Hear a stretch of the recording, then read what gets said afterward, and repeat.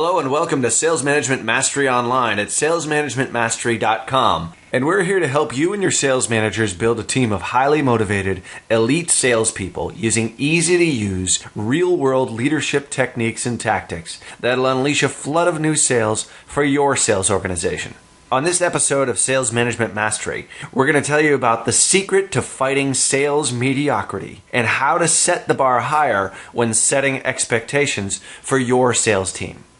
I'd like to remind you that if you'd like to get a jump start on creating your own team of supercharged salespeople using our proven system, you can claim your free test drive of the Sales Management Mastery Academy by going to salestraininggift.com. So let's talk a little bit today about some of the corporate buzzwords that you probably hear flying around in corporate America today. Most of the people that listen to this show here are either sales managers or general managers of large and small organizations, but the corporate buzzwords are definitely something that have been going on for quite some time. And one of my personal favorites is the one that we need to set the bar high corporate buzzword. And it's right up there with we need to give it 110% and we need to start thinking outside the box. We need to take a deeper dive into that. And, there's a bunch of other ones. Let's take that one offline at the end of the day, all this other kind of stuff. And so, I once heard an expression that stuck with me on the use of profanity in speech. And I might not have it exactly right here, but it goes something like this. It says, the use of profanity is the work of a feeble mind trying desperately to express itself.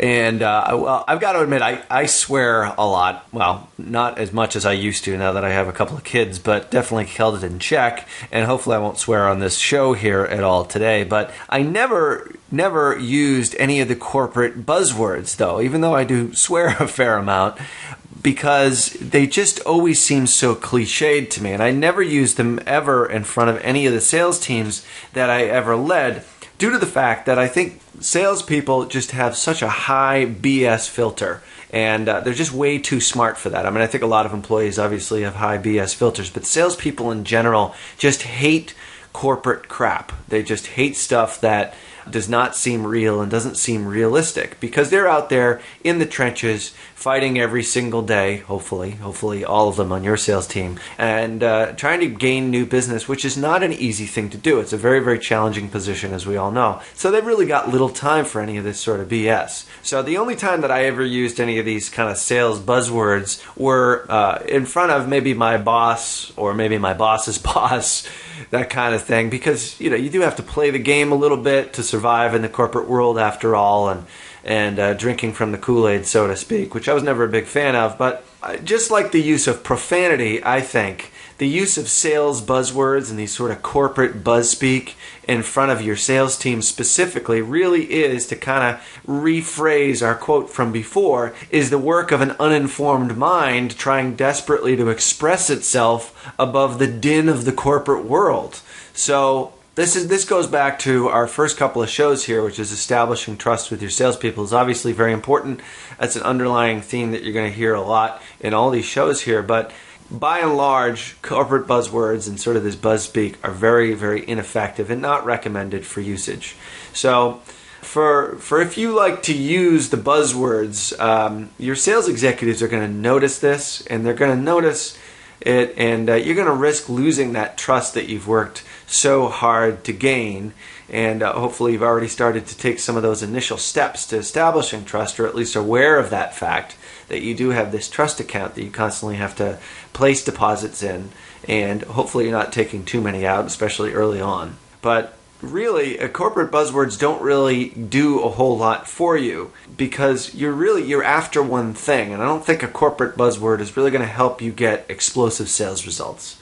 But when it comes to sales management, when your sales managers are setting expectations, we use a little bit of an offshoot of this corporate sales buzzword a bit, which we'll get into in just a few moments. But if you say setting the bar high, if that's something that you've been saying over and over as part of your message, your leadership message to your sales team or to your group of sales managers, there's nothing wrong with it per se when it comes to sales performance.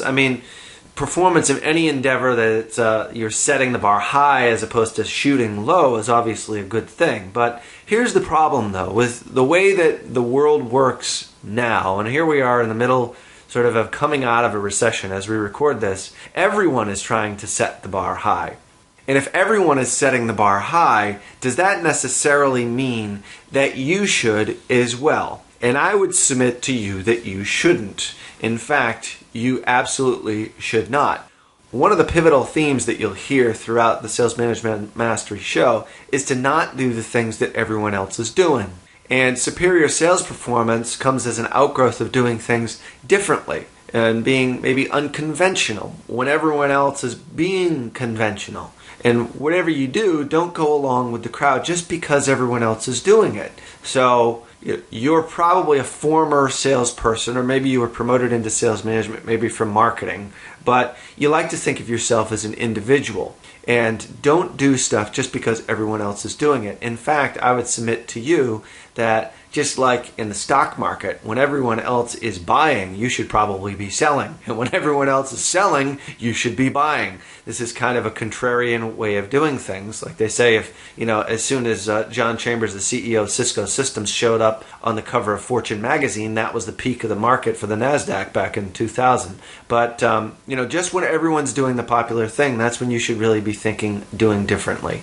So when you're listening to this show, you're going to see this coming up over and over again, this zigging when people are zagging.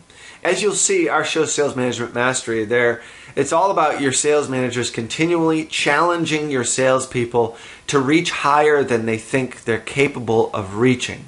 And because of the overuse of the aforementioned sales buzzwords, it waters down the actual meaning of all these expressions.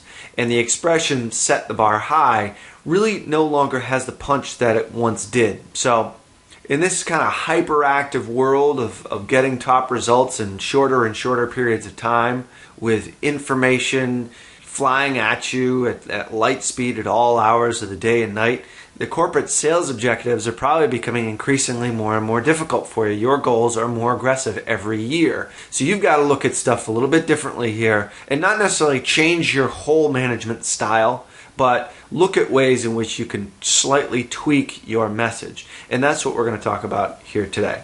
So instead of setting the bar high, what we preach here is really to set the bar higher, and higher than anyone else. And notice the little at the end of the high. And by doing things this way, you have a base formula for producing superior sales results while separating yourself from the competition at the very same time, as well as from your peers, and you're separating yourself very far from those nasty corporate sales buzzwords. So what does it mean to set the bar higher?